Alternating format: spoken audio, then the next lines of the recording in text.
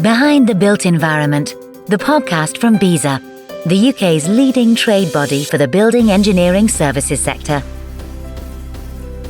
Hello, I'm David Frise, Chief Executive of BESA. Welcome to Behind the Built Environment, the podcast where I delve into the major issues facing our industry through in-depth conversations with key industry leaders. Join us as we explore the trends, challenges and innovations shaping the future of the built environment. Our guest today is Jon Vanstone, who is Chair of the Industry Competence Committee under the Building Safety Regulator, a pivotal role following the Grenfell tragedy. He also chairs CERTAS and the National Home Improvement Council and has dedicated over 20 years to advancing standards across certification, compliance and installer professionalism. With honorary fellowships from CABE and the Institute of Construction Management, Jon's influence reaches across the industry from high-level policy to boots-on-the-ground installer.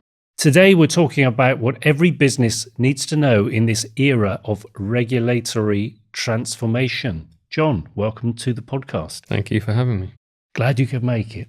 We always start off with 5 quick-fire questions, yes, no, which is more difficult than you think it's going to be. Okay. But it kind of sets the tone for the whole discussion. So here we go. Do you believe the industry now takes competence as seriously as compliance? No. Good start. Is the Gateway 2 process starting to deliver the kind of predictability the sector needs? Yes. Can a CSCS card alone be considered proof of competence? No. Are third-party certification schemes adapting quickly enough to meet the demands of the new regulatory framework? No. Should anonymous reporting of qualification fraud be standard practice across all construction firms? Yes. You win the prize. Hey. Nobody's managed that before now. Great start. We also like to find out, how did you end up sitting here today? You know, what career steps, what brought you here? Mm-hmm. I'm sure you weren't at school doing your A-levels going, what I really want to do is chair the Industry Competence Committee. How did you end up here? Yeah, when I was at school, I actually wanted to be a police officer. Then I changed to lawyer and then IT. I decided I'm going to go into IT. And I worked my 20s in that field. I network manager, bit of development. And then I got into this project to help sort out a certification body. And that was over 20 years ago. And in doing so, I learnt the regulation, because any good IT professional should know what's the use of the system they're designing, and just kept learning, got a bit obsessed with it all, decided the building regulation is actually quite interesting, and went from there and just went through the industry designing systems, then advising on compliance, and then slowly I was too old for IT, quite young for compliance and certification, and I stayed there and just built through all that. So the Industry Competence Committee, which rolls off the tongue, what is it and what does it do? It's a statutory committee set up under the Building Safety Act. Obviously, as you said in your intro, in response to Grenfell, it's one of 3 statutory committees. You have the Building Advisory Committee, the Residents Panel, and the Industry Competence Committee. Our role is to advise the regulator and industry on matters of competence. It is aimed at driving competence, setting expectations the industry should achieve, what we can expect, and making sure that the overall system is robust. So is it by and large the industry deciding what the competence standard should be? No. Well, you're taking the regulation and saying, look, how do you meet it in a way that is a step up from what we have before? So embedding things like skills, knowledge, experience and behaviours into frameworks, making sure the guidance is there so industry can set up in a way that ensures that we don't get another tragedy like we had, and that moving forward we are forever learning and improving. And what are the most pressing competence gaps you see currently in the industry? There's been a lot of coverage on capacity and skills and skills acquisition, but for me it's behaviours.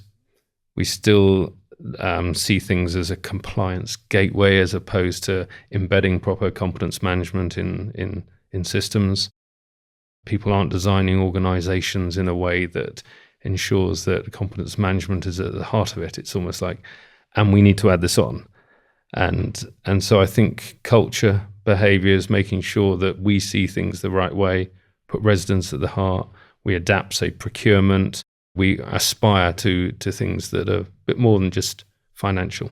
What are the factors that you think are preventing that from really happening? I could look at, say, the contracts, which are adversarial at the best of times. And this requires collaborative working, doesn't it? Yes, it does. And I think that's part of the issue, isn't it? As in, when you talk about the Act, you talk about the regulations, and you talk about who you need to change. You need to change the client as well as the industry side of it.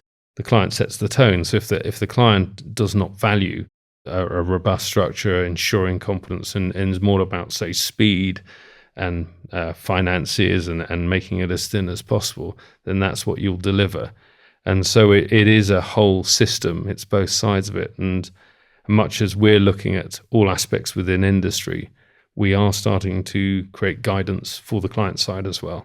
And what does a competent client really mean, do you think, in practice? You're aware that BESA did some research fairly recently, issued a report where that demonstrated that lowest price still too often beats quality and compliance. Yeah. I'd more talk about an informed client when I normally talk about understanding things. But I think a competent client can be seen in some sense as a bit of a pest. It's someone that won't just accept what you say. They'll look for evidence. They'll expect structures. They will put assurance ahead of price. And that sort of client is the one that's going to drive a project to actually deliver what it needs to ultimately for those that live or inhabit a building that's the output of the construction project. So a competent client is one that properly understands and properly values and is bought into the culture. But now, because they have to, because they have a duty of care, do they not, to deliver that? Yeah, as in, I think the commercialization, as in people talk about, we've got, the commercials get in the way, and it's we've got very thin margins, and we've got to meet this. And I think what's happening is the cost of getting it wrong, the cost of, say, delays in the gateway process, the cost of redesign, the cost of actually putting things right, and the potential liabilities that are now in the regulations, and they're quite severe. And actually, so we are getting what we want slowly, and it's moving that way. But I wouldn't say it's due to moral decisions. You'd love it to be. You'd love it to be. Everyone wakes up and say, now we're going to change. They have to change because actually in the long run, it's actually more expensive than the short-term gains. I think we always say that people need to picture themselves in the scenario. And the one that they're not really picturing themselves in a scenario is enforcement, i.e. somebody penalising. So I think Judith Hackett said till the pip squeak or something. It was something along those lines, wasn't it? So it really hurts. But we're not really seeing that. Is that going to change with the move from the health and safety executive into MHCLG with the Building Safety Regulator? Well, the Building Safety Regulator is actually not going to MHCLG. Okay. It's moving to become an arm's length body. Yeah. So it will be free from, I suppose, government structures. It will operate on its own, and it will make decisions based off what is right, what is unfettered by, say, politics. I'm not saying MHCLG, that's what they do, but it does give you a freedom. And I think by having an arm's length body, you get this belief of permanence. When this all started, people were very much, how far are they going to go? Can we lobby against it? Can we, push it back? Grenfell's been X number of years ago. Can we move on? And these are things that obviously horrify us, but you're now seeing, well, now it's there. Now it's invested in. Now it'll have a structure. It really is part of the industry, and it's going to stay, and it's going to be there for a long time to come. So you need to work with it. I think the enforcement aspect is slightly harder. We haven't seen enough enforcement. We've obviously seen, say, delays in gateway processes, and we've seen some aspects around building control. And I think, unfortunately, as you go through the tiers of construction, as you get into the lower tiers, as in the SMEs and those that work in domestic, they tend to react a bit more to, well, you enforce against him, and then I might do it. And so we are trying to change that in messaging. But yes, that I think you will see a step up, because it will need to properly embed, carrot and stick, as they say. I think the change has been largely welcomed by industry there. It seems to be a step change in in that response to certainly the Gateway 2 issues. And you recently highlighted, I think, a 150 home scheme that achieved Gateway 2 in approval in just 13 weeks, which was just a week over the original target. And the project's team's powerful comment was, we're finally being heard. What does that moment tell us about the Building Safety Regulator, how it's evolving, and what can other project teams learn from that, do you think? Yeah, I think that one was an interesting one because I think it's both sides of the fence, because I get the fact, the comment, we're finally being heard. There is the reverse comment, and you're finally understanding what you're supposed to do. And I think with the Gateway process, sure, it's been a tough gig, and we still have Gateway 3 to go. But I think there's been learnings both sides. The resourcing requirement, how you get multidisciplinary teams to work together effectively is one thing. We've had the capacity in building control isn't quite there yet. It's growing, but it's not where I think industry or building control would want it. But I also think from the client side, they've gone from, well, let's just submit everything and see if they can work it out. The regulator's not there to interpret, or we'll give them as little as we have to. And I think now it's got more structured. It's got, let's engage with all the specialists early. Let's make sure the design has a principal designer, and let's ensure that we've got all the evidence we need. So I think I would say the success as Gateway 2 is improving and the speed is coming down, sure. There's been some significant step-ups on the regulator of late, led by Andy Rowe, who has made sure that here is a target we need to meet, but industry has to do their bit too, and I think industry has really evolved too, thanks to bodies such as the Construction Leadership Council. So there's been a pretty good union of, we both want this, but we need to achieve it in a way that's robust, it's compliant, people are competent, the end result is right. And I think that showed more that it was both sides of the fence. That's really what I liked about it. There's been a lot of discussion about what we need is a return to the clerk of works who goes around and checks everything. But I think that sort of abrogates responsibility to that person. Mm-hmm. And there you get this culture that if they've not spotted it, we've got away with it. Does the responsibility not lie with each individual trade to be able to design, install, maintain, whatever it is they're doing on the site, a system and evidencing that it is compliant at the time they hand it over, rather than, well, the clerk of works has signed it off, therefore somebody else is responsible. And the changes in the law made it very clear that actually the person responsible, the directors on the board, as in they can't just contract away their liability and accountability. And I think that's a really positive move. It does mean that when you talk about, say, a structure, the organization, then it has to be designed in such a way to deliver at all aspects.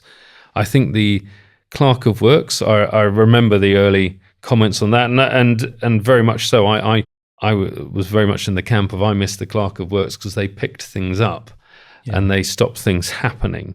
But you actually need to design systems that not only protect the trades, but also work with them in a structure that means they can perform the way they're supposed to, and making sure they have the materials they should have, making sure you're not substituting in something different, making sure they have the time they need, making sure that they actually are in a specific order of how they deliver, all the while working with whoever's on site, because a lot of the construction that we will do, there's residents in the buildings, and so it's a much bigger thing than just what was the clerk of works. But yes, there was a role that was designed to ensure things were right.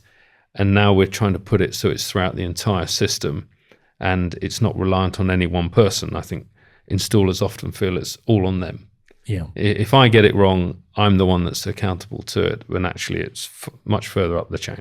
I was going to ask you about that, how far the industry is really embracing that culture of competence, since Grenfell in particular, but there seem to be various sticking points.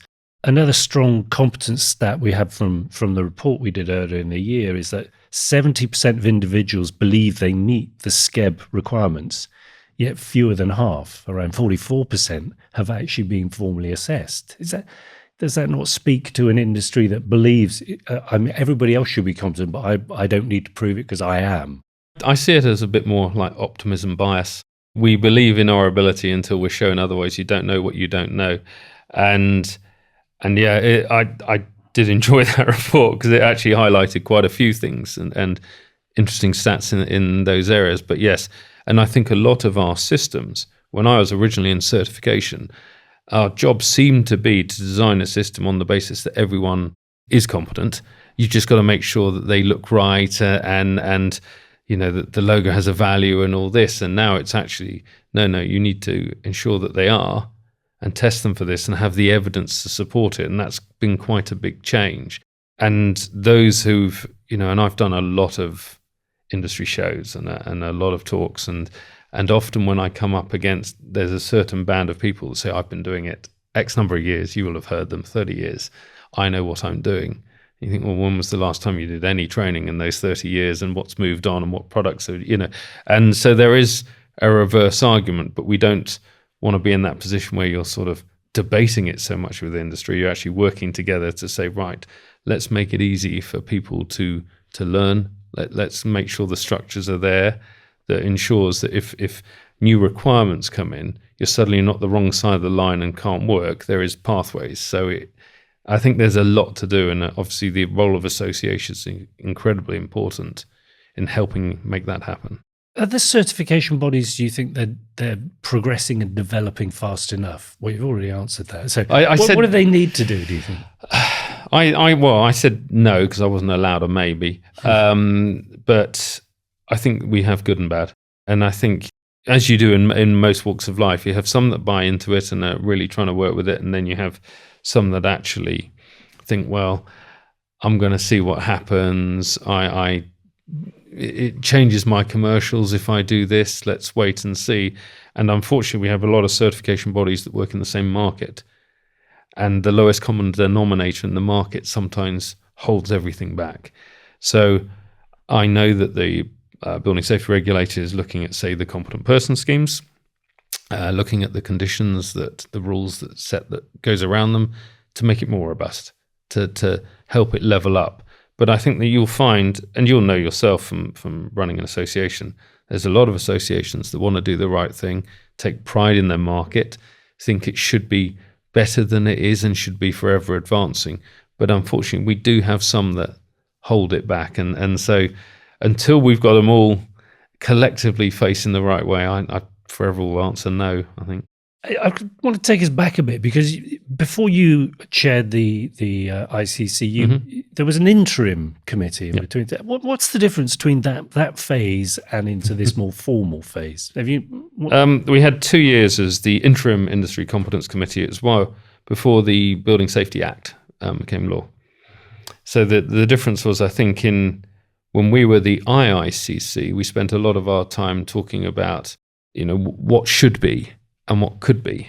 Whereas the moment that the statute is there and the laws are there and everything is formalized, then it's, you need to do this, not you should do it. And I think it made that was quite a significant change. But having an IICC helped the BSR during its setup phase look at certain aspects of competence. I think it also, for us, helped us. We almost got, I wouldn't say a free shot, but we got the ability to look at how we would do it. So when the ICC came along, we could actually hit the ground running. And how long do you think it will be before all those competencies are set out, established, and the industry understands exactly what competence looks like and has a clear sort of journey forward pathway that everyone can understand? What, the entire industry? Yeah, the entire industry, yes. Well, we have under our purview 1 million plus, because with the whole of the built environment, as far as the ICC is concerned, that's going to take quite some time. I think what we'll find, though, is we've been setting out guidance this year, guidance on principles of competence, guidance on individuals. Management of competence was a recent one. We'll be sending out guidance on clients in early 2026. So from that level, that's great. Obviously, they're looking at some of the professional roles and the duty holder roles. As we know, there's quite a lot of coverage on potential of licensing there and registers and frameworks. So I think that will drive quite quickly. and I'd expect to see some proper results in the next couple of years. Building control has already gone through this journey, but as we go through the tiers, it's going to get a bit harder, and I think you'll get pockets, won't you? Some that really buy into it. There's been a lot of work under the Industry Competence Steering Group, and they've got 16 sector-led groups, but they're moving at different pace, and some are performing really well and have got some good outcomes and some good frameworks. But I think the issue that you always get with this, theory's great and words are wonderful, aren't they? And they sound amazing. It's embedding it, and it's the adoption cycle that I think that's what's going to dictate the time. Properly going through a few industries and getting them to the end point, and then see what you can learn from there and patterning it on other areas. So at the moment, I don't really know the time frame. I think anyone such as Dame Judith will always say it's not quick enough. Yeah. And she's right. We're going to work at the pace that industry can actually operate at and still push. Does it require generational change, do you think? I think that was quite an early comment made quite regularly, wasn't it? To change industry, you almost need the old guard out. But I don't think that's true.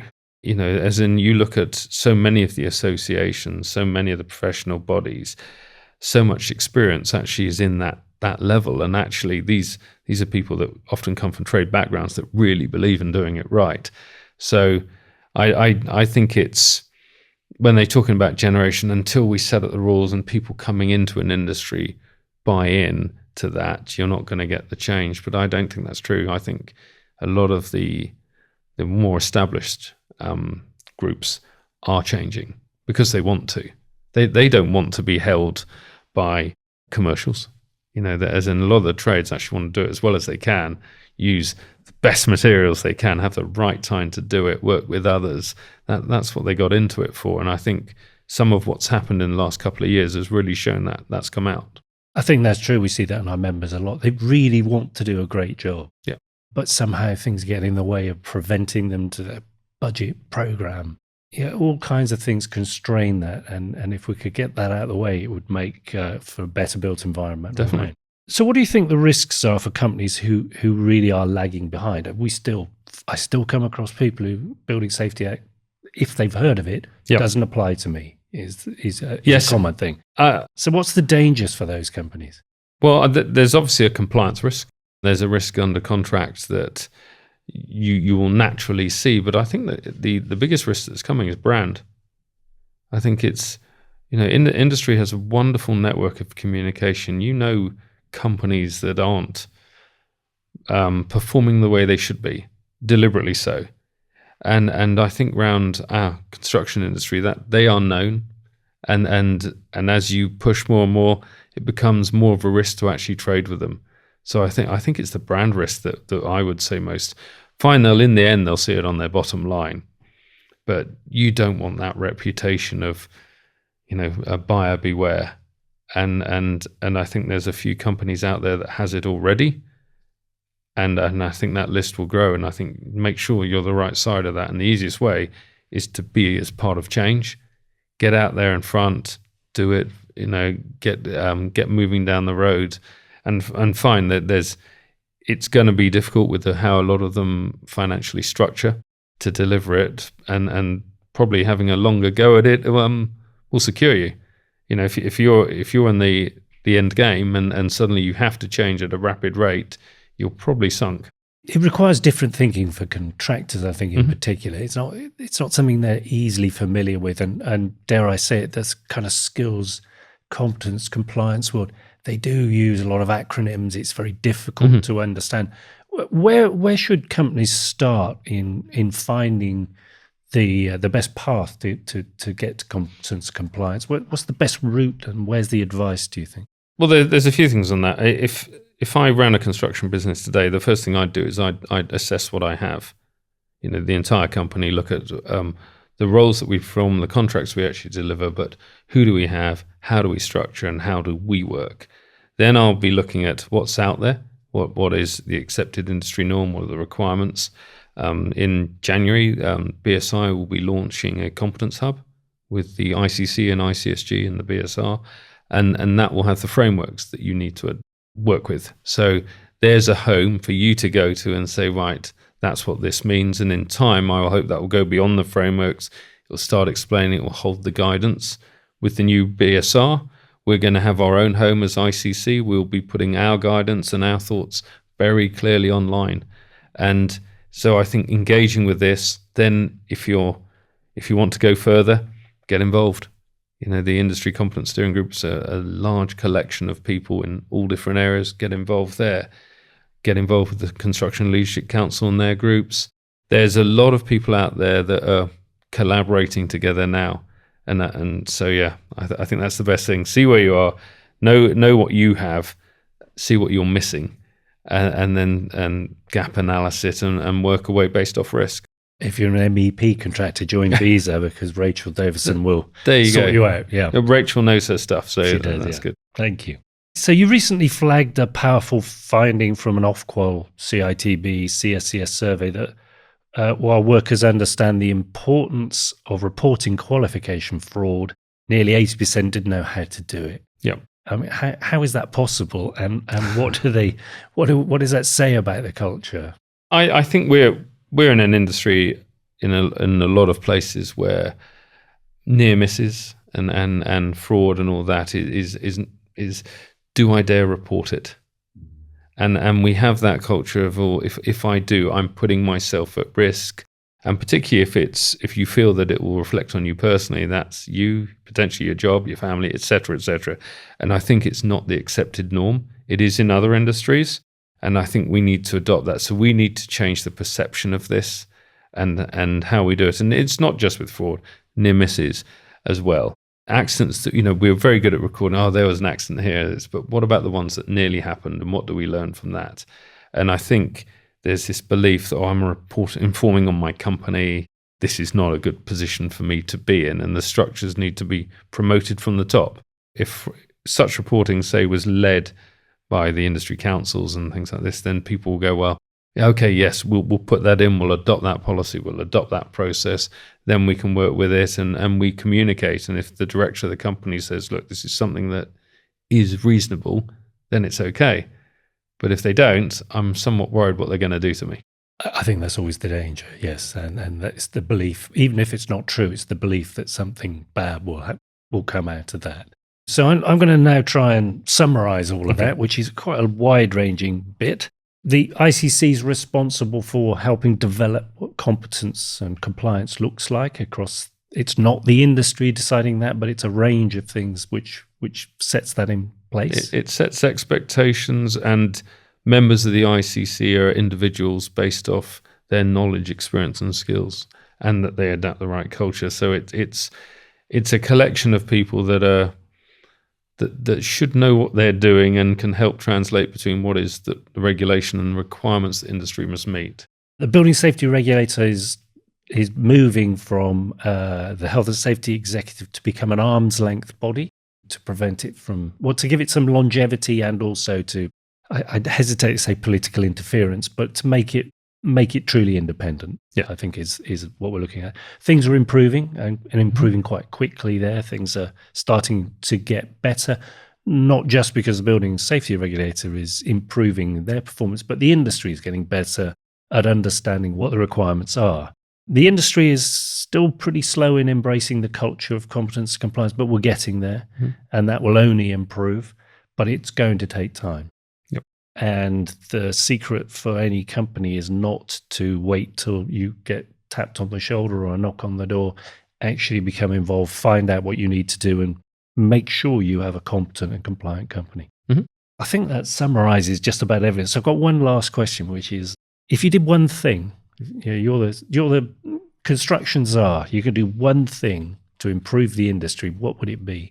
I would focus on the culture. I would get it that doing the right thing is what all contracts are set out to do. So we contractually believe in getting it right for the resident, getting it right for those that occupy our buildings.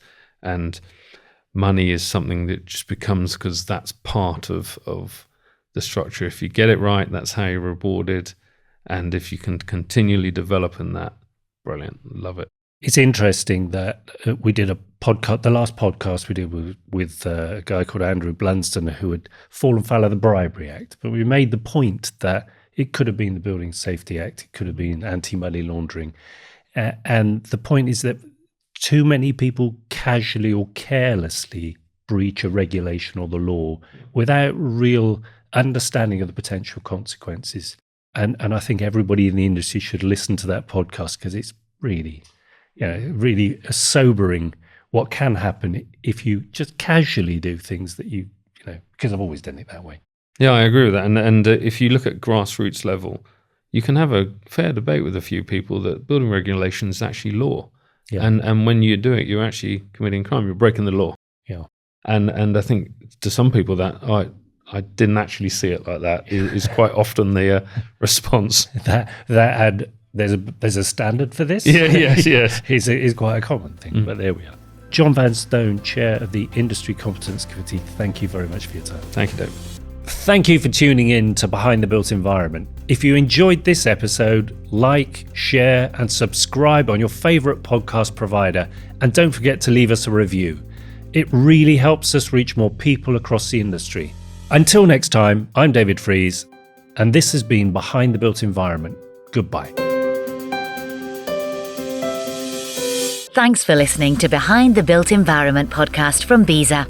If you like what you heard today, then please follow and rate us on your favourite podcast app. Come and join us over on LinkedIn, BESA Group, and carry on the conversation.